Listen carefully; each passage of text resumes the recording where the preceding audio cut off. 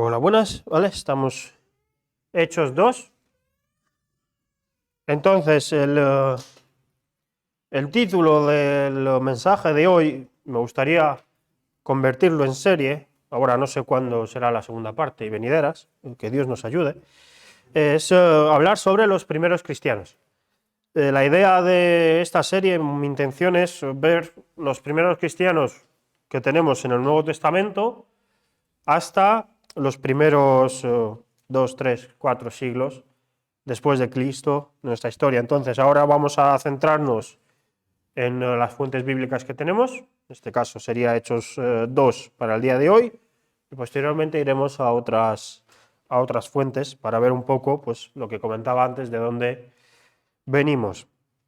Entonces, en Hechos 2 ocurre lo que conocemos como el Pentecostés, el derramamiento del Espíritu.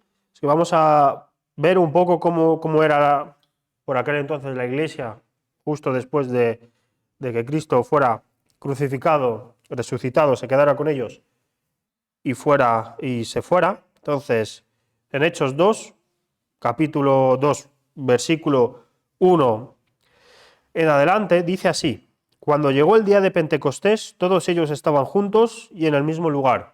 Que estuvieran juntos y en el mismo lugar no era casualidad, sino que fue petición expresa de Jesús, como podemos ver en Hechos 1, versículo 4. Dice: y estando aún con Jesús antes de que ascendiera, les dijo Jesús, capítulo 1, versículo 4, estando juntos les dio esta orden a todos ellos: no salgáis de Jerusalén, esperad la promesa del Padre de la que os hablé, porque Juan ciertamente bautizó con agua, mas vosotros seréis bautizados con el Espíritu Santo dentro de pocos días. Entonces, por orden expresa de Jesús, ellos se habían quedado juntos en Jerusalén. Cuando dice el día de Pentecostés, del griego, Pentecostés significa literalmente quincuagésimo, 50 días. Es decir, habían pasado 50 días desde la Pascua, era la fiesta que los judíos asociaban al Festival de las Semanas, de Levítico 23,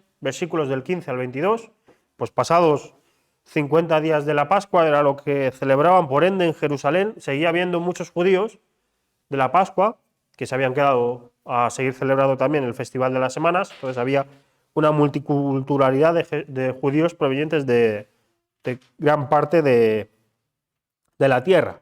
Entonces, dice así, capítulo 2, versículo 2. De repente vino del cielo un estruendo, como el de un viento recio, y llenó toda la casa donde estaban reunidos. Se les aparecieron como lenguas de fuego que, repartidas, se posaron sobre cada uno de ellos. Todos fueron llenos del Espíritu Santo y comenzaron a hablar en otras lenguas según el Espíritu Santo les hacía expresarse. Aquí vemos la promesa de Jesús cumplida hacia ellos cuando les dice que serán llenos, serán bautizados con el Espíritu Santo. El Espíritu Santo llegó a ellos con una manifestación física, con ese viento recio, ese estruendo que les hizo alarmarse, y también que se les apareció como lenguas de fuego, que les permitió hablar en lenguas a cada uno según el Espíritu Santo les había dado. Entonces, como dije en el versículo 5, en esa fiesta había judíos de muchas partes de lo que por entonces se consideraba el mundo, es decir, desde Libia hasta Roma, toda la parte oriental del Mediterráneo. Entonces, los judíos eran conocidos, estaban dispersos por toda esa área, no solo concentrados en Judea, y también, pues, por cómo eran sus costumbres, se les identificaba fácilmente entre el resto de ciudadanos por cómo eran. Habían partido a Jerusalén para la Pascua, entonces había judíos que eran de sus sucesivas generaciones, entonces no dominaban como tal el hebreo, la lengua o las lenguas que se hablaban ahí. Entonces muchos de ellos conocían el griego u otras lenguas, así que para que se entendieran, es por eso por lo que el Espíritu les dio el don de hablar en lenguas. Hablaban en lenguas no conocidas por ellos, como vamos a ver en el versículo 7, pero que ayudaban a que esos judíos entendieran lo que los discípulos querían comentar. Entonces, la gente escuchó el estruendo, se habían asustado, habían ido a ver qué pasaba, y entonces estaban los discípulos, versículo 6, y ahora el versículo 7 dice: atónitos y maravillados se decían, mirad, ¿no son galileos todos los que hablan? ¿Cómo pues los oímos nosotros hablar a cada uno de ellos en nuestra lengua materna? Es decir, al haberse esparcido aquellos judíos no de primera generación, segunda, tercera, al igual que un extranjero que va perdiendo la lengua materna, ellos se habían acostumbrado a otras lenguas, como por ejemplo el griego. Entonces les sorprendían que estos de Galilea les pudieran hablar en sus lenguas maternas y les entendieran, porque no era algo común, más en esa época, que la gente supiera hablar más de una lengua y mucho menos más de su lengua materna, sobre todo porque donde nacían, ahí morían. Entonces, en el versículo 9 en adelante nos va diciendo pues, los diferentes orígenes de aquellos judíos. Entonces, del hablar de lenguas se ha discutido mucho, se sigue debatiendo. Personalmente aquí yo considero que el hablar en lenguas fue un don del Espíritu Santo puntual, algo que difícilmente podemos extrapolar a nuestro día, o que difícilmente considero que se pueda justificar históricamente, en el que el don de lengua se haya seguido dando de manera consistente entre cualquier persona que haya sido bautizada con el Espíritu Santo. Entonces esto me pone en problemas con los pentecostales, pero bueno, aquí discrepo con ellos. Aquí la razón del don de lenguas fue una razón puntual, y es que había judíos de muchas nacionalidades distintas que no necesariamente hablaban la misma lengua y que era necesario que entendieran el mensaje que los discípulos, que vamos a ver ahora, querían darles, que es el mensaje de Jesús. Entonces, el hablar en lenguas fue solo, digamos, únicamente para que les entendieran y pudieran ver a Jesús como su Salvador. También se ha debatido qué tipo de lenguas hablaban. Hay tres corrientes, aunque la segunda es la que más sentido tiene hablando del contexto. Es la primera, lenguas angelicales, que no entendiéramos. Discrepamos con ello porque entonces en el versículo 7 no tiene sentido que digan no son galileos, entonces ¿por qué les entendemos hablar? Porque dudo que los judíos de otros sitios supieran hablar lenguas angelicales. La segunda es la que consideramos la más correcta y aceptada, y es lenguas terrenales, que no eran las que se hablaba en Jerusalén. Y la tercera eran otro tipo de lenguas que tampoco podemos, en el contexto en el que tenemos, entender como correctos. Por ende, llegaron a hablar sin conocer lenguas terrenales para que el resto de judíos los pudieran entender, y por lo que vemos, cada uno de ellos con una lengua distinta, centrada en las personas que vinieran conociendo esa lengua como lengua materna. Entonces, lo primero que vieron los judíos, además de sorprenderles porque les entendían siendo galileos, es que se pensaban que estaban borrachos. Entonces, de aquí también hay algunas interpretaciones que considero incorrectas, y es que dice, versículo 13, otros en cambio se burlaban y decían, estos están llenos de vino. Y sale Pedro y dice, entonces Pedro se puso en pie, versículo 14, justo con los otros 11, levantó la voz y dijo, judíos y todos los que habitáis en Jerusalén, prestad atención a mis palabras y quedaos bien con lo que os voy a decir. Estos no son borrachos, como vosotros suponéis, pues solo son las 9 de la mañana. Se trata de lo dicho por el profeta Joel, y aquí hace referencia a lo que dice Joel en el capítulo 2, versículo 28 al 32. Dice, en los posteros días, dice Dios, derramaré de mi espíritu sobre toda carne, y vuestros hijos y vuestras hijas profetizarán. Vuestros jóvenes verán visiones, y vuestros ancianos soñarán sueños. Incluso sobre mis siervos y sobre mis siervas derramaré en aquellos días mi espíritu, y profetizarán. Y haré prodigios arriba en el cielo y señales abajo en la tierra, sangre, fuego y vapor de humo. El sol se convertirá en tinieblas y la luna en sangre, antes de que venga el día del Señor grande y glorioso. Y todo aquel que invoque el nombre del Señor será salvo. Entonces, esto, haciendo referencia a Joel, se lo dijo en el idioma que lo pudieran entender.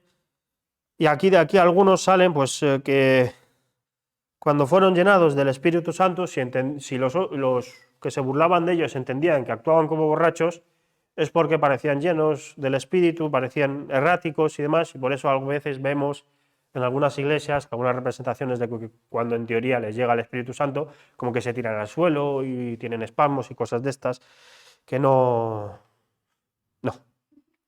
¿Vale? Entonces, por eso es importante leer bien el contexto y entender de dónde viene para no llegar a prácticas que incluso se pueden considerar heréticas o, sí, alejadas de la palabra del Señor. Entonces Pedro continúa en el versículo 22, israelitas, oíd estas palabras, y aquí llega el mensaje de Jesús. Jesús Nazareno, hombre acreditado por Dios entre vosotros, con maravillas y prodigios y señales que Dios realizó entre vosotros por medio de él, como bien sabéis. Dios lo entregó conforme a un plan proyectado y conocido de antemano por él, y vosotros, valiéndoos de no judíos, clavasteis a Jesús en una cruz y lo matasteis. Sin embargo, Dios lo ha resucitado, librándolo de los lazos de la muerte, y es que era imposible que la muerte venciera, pues el propio David dice de él.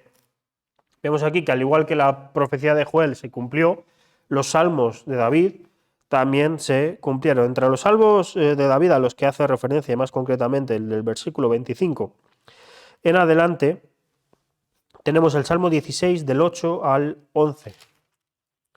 Pero también después, versículo 22, continúa Pedro. Hermanos, con franqueza os puedo decir del patriarca David, que también murió y fue sepultado, y su sepulcro se conserva todavía entre nosotros hasta hoy.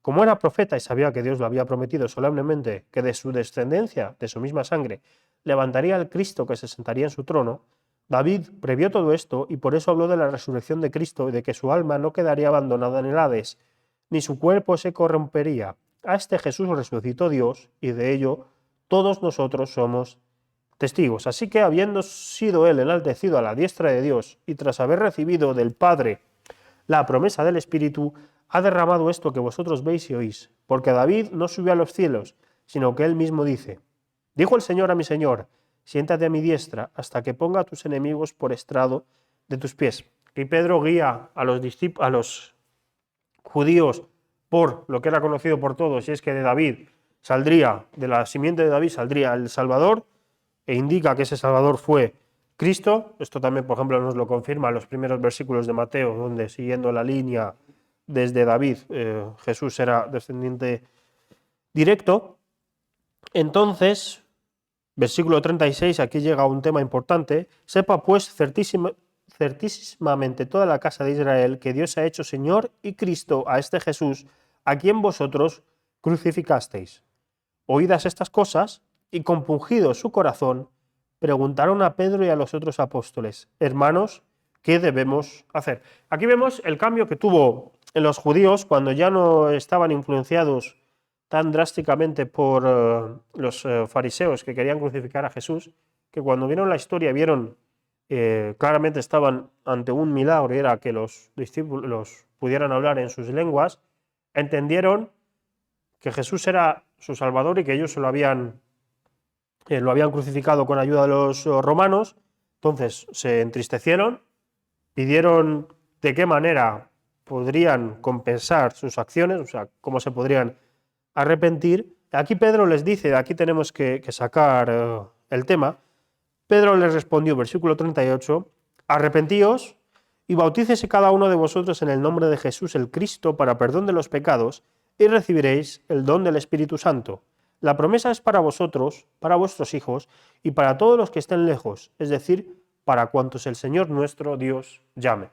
Lo primero que tenía que hacer, y esto lo extrapolamos también a lo que debería hacer una persona que se quiera convertir y que quiera reconocer a Jesús como su Salvador, en primer lugar es arrepentirse, que es abandonar el pecado, ser consciente de que ha sido esclavo del pecado y por ende no lo quiere más.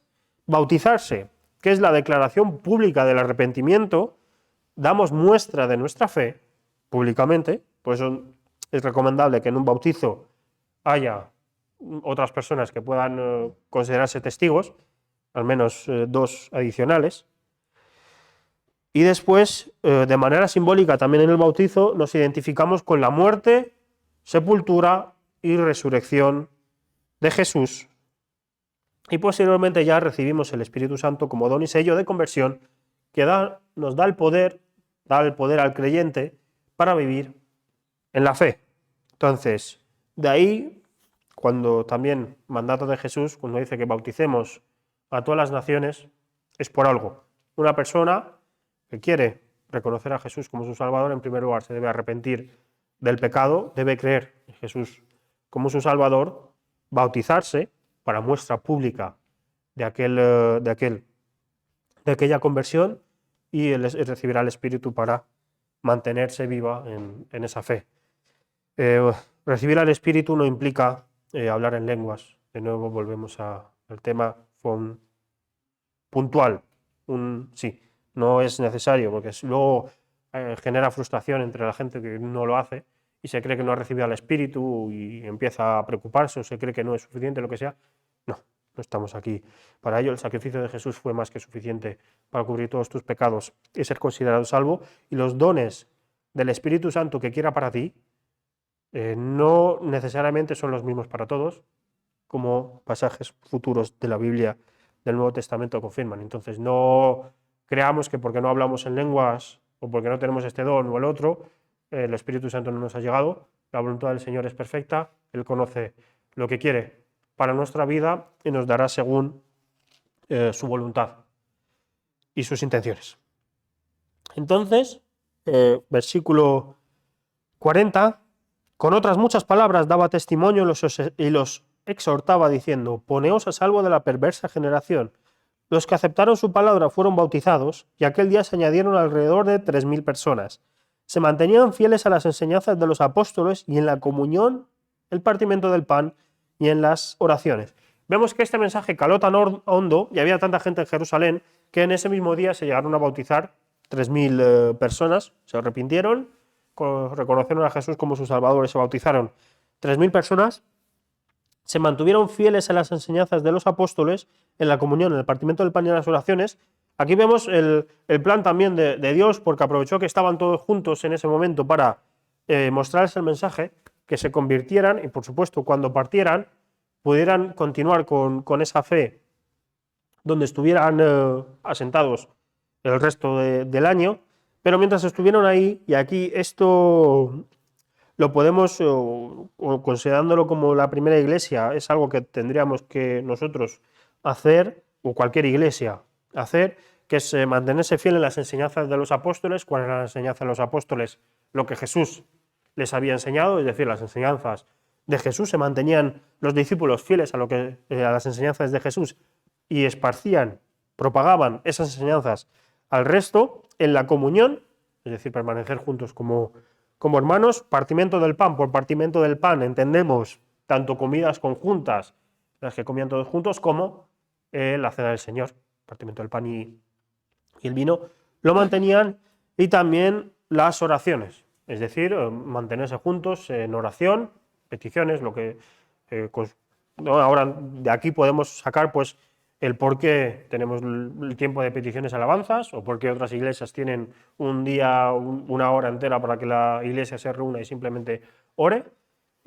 De dónde sale, vemos también el partimiento del pan, porque mantenemos y deberíamos seguir manteniendo la cena del Señor, que de hecho, como apunte a nosotros, hace ya un tiempo que no la hacemos, deberíamos hacer una cena del Señor pronto, y mantenernos fieles a las enseñanzas de los apóstoles, es decir, a las enseñanzas de Jesús. Y con este primer punto, o sea, partíamos de los discípulos, entendemos el grupo reducido que se mantuvo después de la resurrección de Jesús, cómo se convirtieron hasta 3.000 personas en un solo día y luego fueron creciendo Jesús según el Señor quería. Vemos en el versículo 47, y cada día el Señor añadía a la iglesia a quienes habían de ser salvos, según la voluntad del Señor se iban añadiendo más, y cómo se comportaban. Y más en adelante, del versículo 43, posteriormente a ese hecho, cómo ellos se comportaban, y es que se comportaban, y esto es poco común en la historia, y sobre todo muy poco común que se mantuviera en el tiempo, es que la vida de los primeros cristianos era muy interesante porque era una comunidad de bienes. Es decir, aquí todo partían daban a los necesitados, se aseguraban de que no hubiera necesitados entre ellos, vendían sus propiedades para que cada uno tuviera un mínimo y no se hicieran diferencias. Vemos que se reunían con perseverancia y unánimes cada día y también en el templo, comían en las casas juntos, con alegría y sencillez de corazón, no buscaban pues, grandes iglesias, grandes templos y demás, pero también vemos, y eso lo podríamos continuar en los siguientes capítulos de Hechos, que desafortunadamente esa comunidad de bienes no se mantuvo mucho en el tiempo, porque, y esto lo debemos también nosotros aprender, no todos los que van a la iglesia son llamados, y aún así también por nuestra naturaleza pecaminosa sigue habiendo mal en las iglesias. Entonces había gente que se aprovechaba de esa comunidad de bienes. El capítulo 4 lo vemos, capítulo 5 con Ananías y Safira, sobre todo cuando decían que habían vendido todo y no lo vendieron todo y se quedaron una parte. ¿Y qué pasó entonces? Al final aquí la gente se aprovechaba, no necesariamente los que habían de ser llamados, pero sí aquellos que se unían al movimiento con ganas de esperanzas materiales y no espirituales. Entonces esto nos hace a nosotros reflexionar, en primer lugar, ser conocedores de que por estar en la iglesia no significa que estemos separados del mal o que el mal no pueda estar entre nosotros, y esto se ha visto muchas veces dentro de la propia iglesia, sea iglesia local, sea iglesia global. Entonces, lo que nos hace es a nosotros, creyentes, responsables de mantener, digamos, ¿cómo decirlo?, ayudar a los necesitados, que de verdad son necesitados, ayudar con lo que de verdad necesitan, que no necesariamente, porque muchas veces decimos, pues es dinero, y no necesariamente es dinero, y nos da, digamos, el ser responsables en nuestras acciones del bien hacia los demás, para, al igual que Jesús daba lo que de verdad necesitaba la gente y no lo que quería, ser nosotros o pedirnos la sabiduría a Dios para que nos la dé y podamos dar lo que de verdad necesita la gente y no lo que creemos nosotros que es bueno, y tampoco ser o pensar que hacemos bien general y al final a lo mejor quizás estemos haciendo el mal sin querernos y ser conocedores. Entonces eso nos hace responsables. Debemos pedir a Dios sabiduría en cómo actuar para ayudar a los demás. Entonces, esto es la vida de los primeros cristianos muy cercanos a la ascensión de Jesús. En posteriores partes iremos viendo cómo va creciendo la comunidad en Jerusalén, cómo se van esparciendo, sobre todo cuando llega Pablo y hace sus viajes, y cómo fue plantando iglesias. Y también muy interesante de la vida de Pablo, y que comentaremos en otras partes, cómo plantaba iglesia, pero no se quedaba, digamos, no se quedaba para siempre, sino que se iba yendo a seguir plantando más, que era como prácticamente volver a empezar una y otra y otra y otra vez. Y cuando lo cómodo, digamos, será, pues encuentras una comunidad buena, te quedas ahí, la plantas la iglesia y hasta que te mueras. En cambio, él siguió yendo ciudad por ciudad predicando, y no fue fácil en su época por cómo, o sea, no tenía avión, los barcos eran bastante, y estuvo náufrago un par de veces. Los barcos no eran muy fiables, entonces pues no eran cómodos, no eran cruceros, los caminos no eran, efectivamente. Entonces no fue camino fácil, pero aún así ayudó a plantar iglesias por dónde y cómo el Señor quería y tenía su plan, porque Pablo quería ir hacia Asia Oriental, o sea, más en plan India, China y demás, y el Señor no le dejó, no quiso. Prefirió que, o sea, en los planes del Señor, que se quedara por el Mediterráneo, y en cambio el Señor mandó a otros discípulos a que se fueran hacia Asia Oriental, China y demás. Entonces vemos aquí que el plan de Dios siempre se cumple como Él quiere, aunque nosotros no lo entendamos y que lo que nosotros debemos hacer es permanecer fieles, reconocerlo como nuestro Salvador, pedir que nos dé sabiduría para saber cómo obrar y mostrar en esta comunidad, en esta iglesia, lo que significa ser cristiano, que debemos vivir según las enseñanzas de Jesús, en comunidad, en oración y partiendo el pan. Y bueno, con esto terminamos la primera parte, Hechos 2, otro domingo con la ayuda del Señor y cuando Él quiera continuaremos con las siguientes partes y la idea es pues, mantener esta serie durante varios domingos y abarcar los primeros siglos de los cristianos. Vamos a terminar en oración.